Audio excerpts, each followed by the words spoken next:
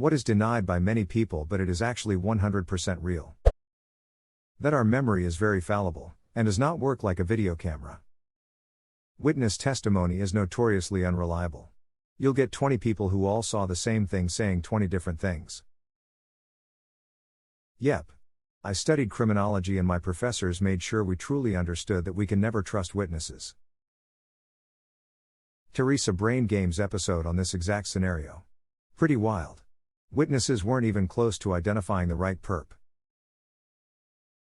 That episode was scary as hell for that exact reason. All it took was a few minutes separation from the event and a couple of plants mentioning false things, and multiple eyewitnesses to a crime that happened a few minutes earlier confidently described the perpetrator completely wrong. So well done. Simple but incredible way of getting the point across by actually inducing it in every viewer. A lie detector isn't reliable. I'm stunned by the number of people who think it is. I see it so often in news stories about crimes. People in the comments section say just make him take a polygraph, then we'll know for sure. If anyone's reading this, don't ever agree to take a polygraph examination if you're suspected of involvement in a crime. There's a good chance it will produce a false negative or positive, and even though the results are not admissible in court in many places, it may bias the police, the press and your friends and family against you. If police push you to submit to a polygraph examination, it's because they use it as an interrogation tool. You'd think polygraph results not being admissible in court would be a hint that they don't work, but no. I've met people who know and accept that they're not admissible, but are also convinced they're 100% accurate. So far none of these people can explain why we bother with trials and evidence and burden of proof and reasonable doubt etc. instead of just using lie detectors. If they worked, the justice system would be a hell of a lot faster. Eyewitness testimony is also extremely unreliable. It makes sense why DNA has exonerated so many people when the old tools used to investigate were all so terrible. Test the damn rape kits. When I went to sea I would see the occasional flying fish. It was surprising how many people thought I was pulling their leg when I told them about it. Flying fish don't have legs. Confirmation bias. Reading into a situation what you want to see. I knew someone would post this. Majority of folks aren't playing the official Uno rules. Monopoly also. Monopoly is actually a better and faster game if played by the official rules too. Yeah lol, it's almost like the point is to snowball and if people lose instead of let them hang on to a 0% chance of victory for 4 hours. You got it backwards friend, nothing better than squeezing your friends and family dry only to have them scream at you in anger.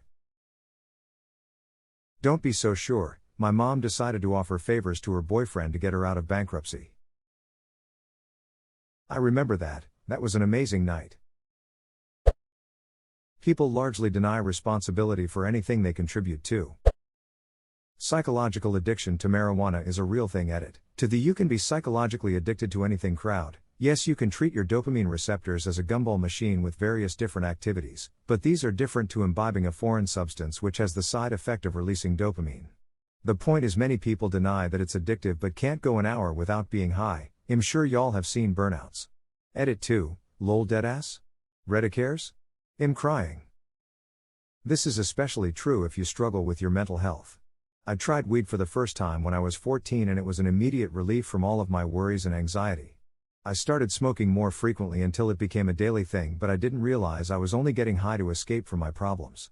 That was 5 years ago, and here I am sitting in my room, still high as duck and still running away from my problems. My camp girlfriend. You wouldn't know her, she goes to another school. In Canada. As someone who had an internet girlfriend from Canada who I am now married to and have children with, talking about her early on was very annoying because of this. What? She didn't believe in herself. Shaving doesn't make the hair grow back thicker. Doesn't it feel thicker because of the ends of the hair being flat instead of pointed? Yes. It also looks thicker because the flat end is so blunt instead of tapering off to look and feel thinner. So it feels and looks thicker? I can see why this fact gained traction. You don't know how to fight unless you've been trained or have experience in fighting. Most people imagine themselves beating us only to have reality smash them in the nose. A lot of people even injure themselves just trying to throw punches. My kid swore they could fight off a knife attack. My husband got a marker, had our kid try to separately fight each of us off them. They failed horribly. But they now know it'd be near impossible to defend themselves in a knife fight. Knife fights are scary. When you enter a fight with a knife, you need to know that you are going to get cut. Not, may get cut. Going to get cut. A lot. The best fighters, knife or not, know they are going to feel pain. They accept that as a part of what they are doing. MMA, military, police, security, all know that they are going to get hurt badly when entering a fight. Some rando off the street thinks they can get away without a scratch, but a real fighter knows they are going to the hospital after it's all said and done. That's what makes those people dangerous.